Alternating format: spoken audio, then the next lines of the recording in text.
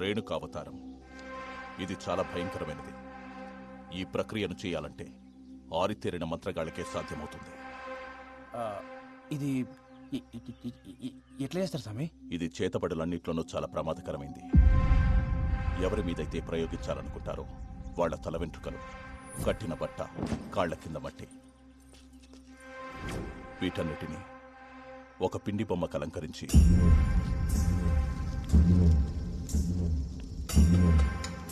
అప్పుడే పుట్టిన పసికందు బొడ్డు పేగుతో పాటు ఒక ప్రాణి కలేపరాన్ని మట్టిలో కలిపేస్తారు.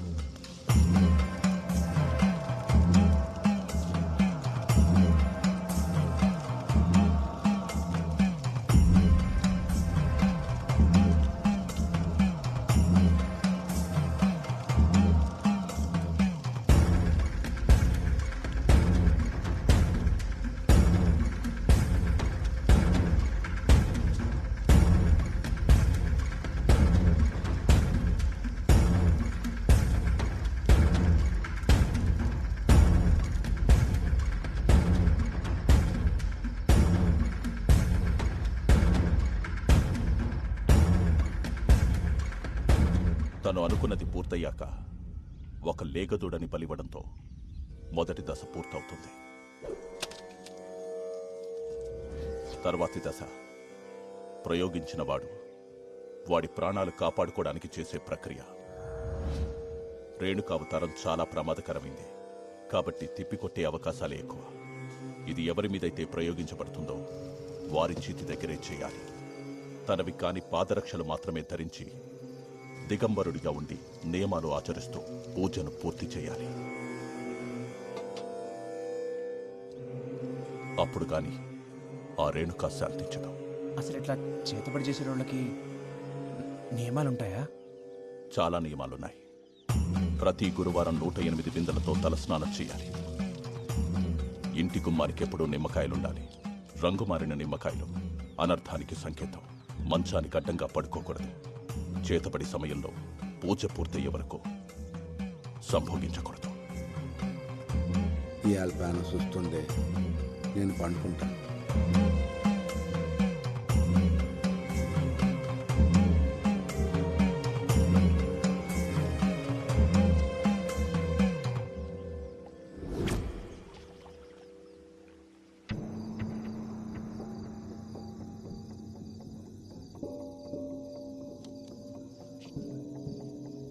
అట్లా పోయేస్తా.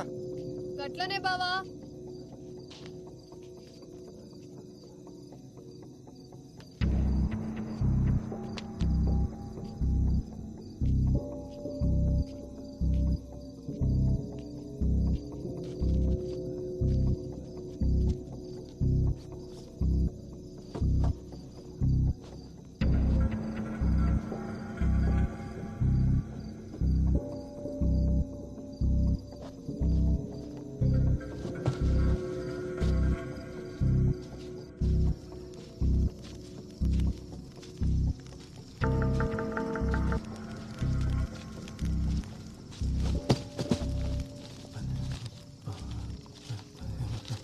ఏమరా మళ్ళీ పండగ కూడా ఇంటికి పోలే?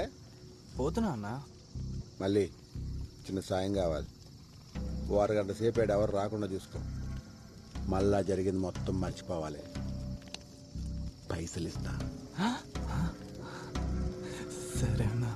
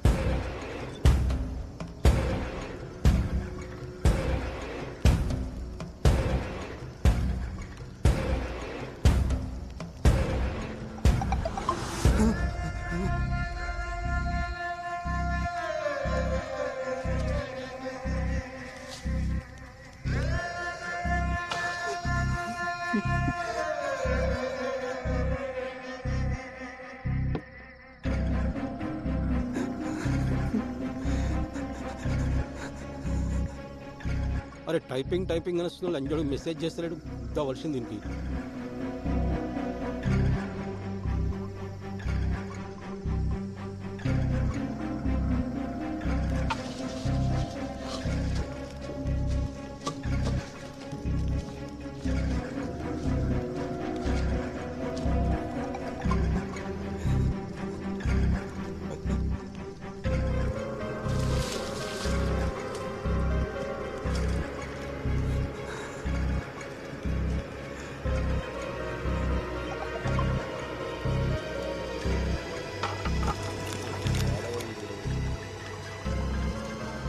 రేయ్ మల్లిగా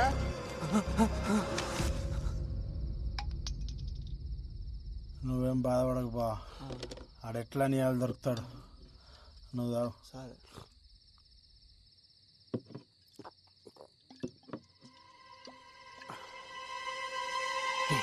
ఏమైందిరా? ఏడికి పోతున్నావు? రాదు వస్తున్నా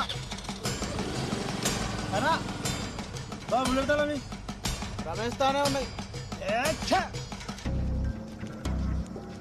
ఏం చేస్తున్నారో లోపల?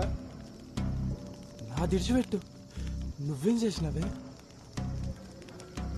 ఇంకా అడగొద్దనే నీకు పైసలు ఇచ్చేది. పాపమన్నా, మంచి అమ్మాయి. దేవుడు అంతేరా, అప్పుడప్పుడు మంచి మంచి వాళ్ళనే అగ్గుబడిరా. మల్లిగా పట్టుకోవాలి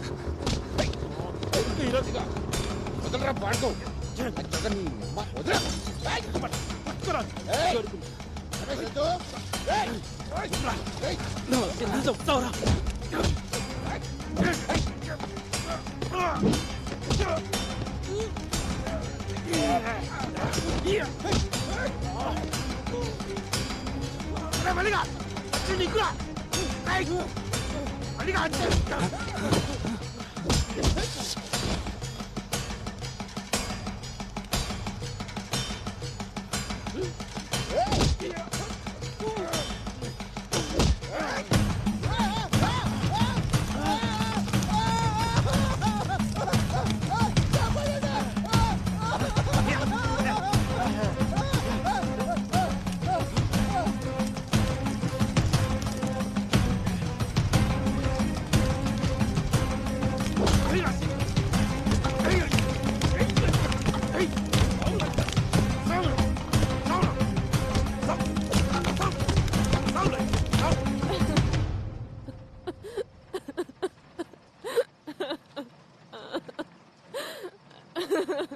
నువ్వు ఒక చెల్లమ్మ కొమరైకి ఇదంతా చేసిందని ఈడంటుండు వాళ్ళంటుర్రు.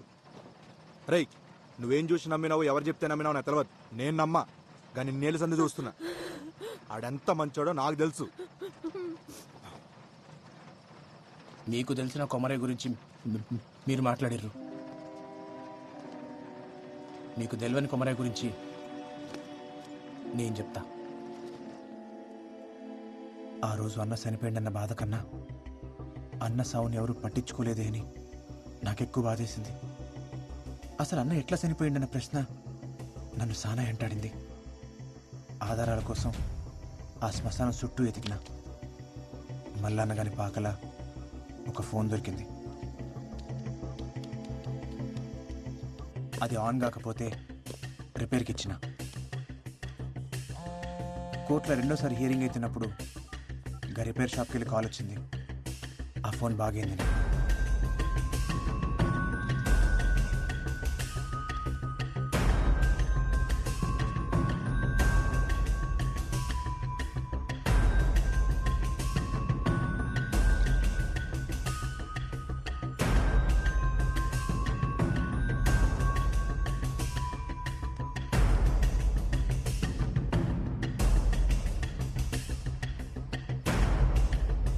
భజ్జ ఏముంది అందులో?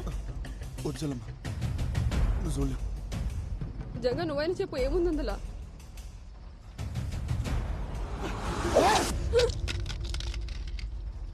పిచ్చి తగ్గింది లంచోడికి. ఏం నచ్చింది ఇవన్నీ? అసలు ఆనికి ఈ పిల్లకి సంబంధం ఏందిరా ఆ?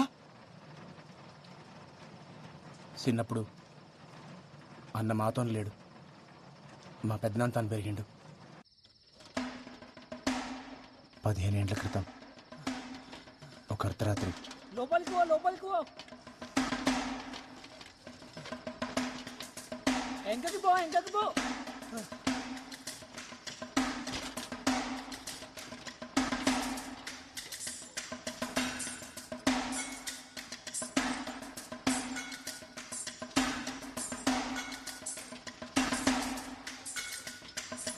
ఎంకకి పో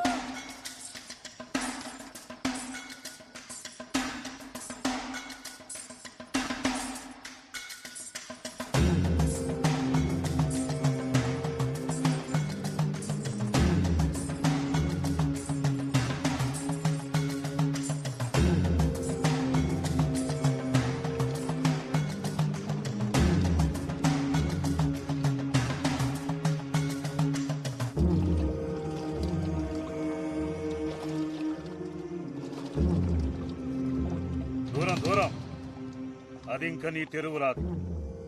21 శనివారాలు అమ్మాయిని అంజన్న గుడి చుట్టూ తిప్పు.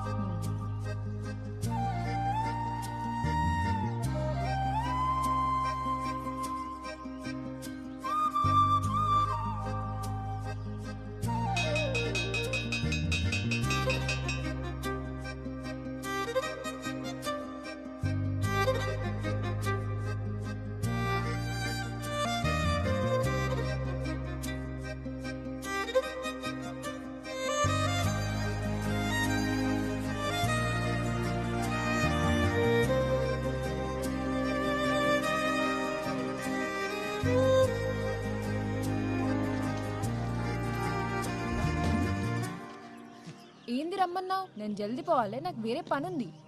ఓకే నేను చూద్దామని చెప్పి రమ్మన్నా. రోజు చూస్తావుగా స్కూల్లో, ఇంకేంది? నీకు చూపెట్టాలనా?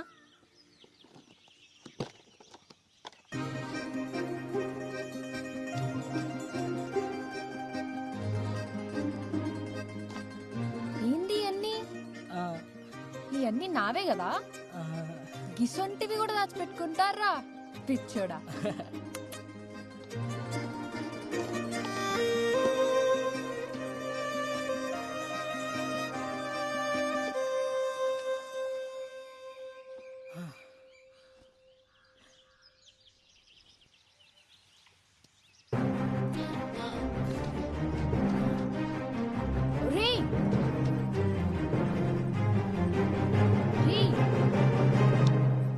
ఎందుకు పెట్టావు?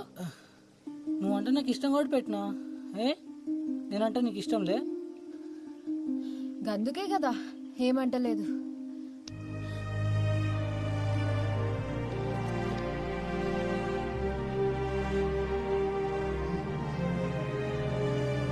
కవిత,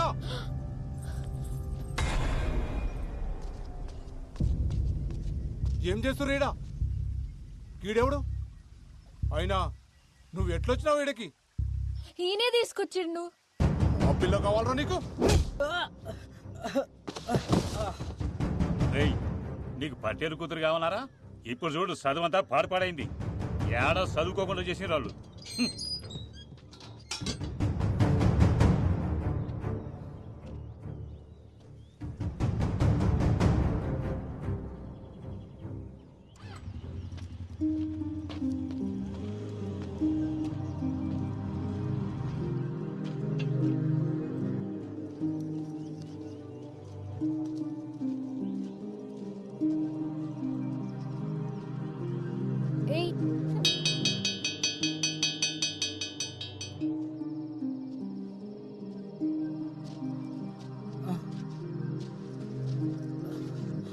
పెద్దనాన్న గది నువ్వేం చెప్పద్దు, నాకు మొత్తం తెలుసు. బతకనీకి చదువు ఒక మార్గమేరా. అదే బతుకు కాదు. నీ బతుకు తెరువు నేను నేర్పిస్తా. దా. నువ్వు ఏం నేర్పిస్తా నేర్చుకుంటా, కానీ నా కష్టం మీద నేను బతుకుతా. అట్లనే గాని గట్లా అన్న బడి మానేసిండు. చేత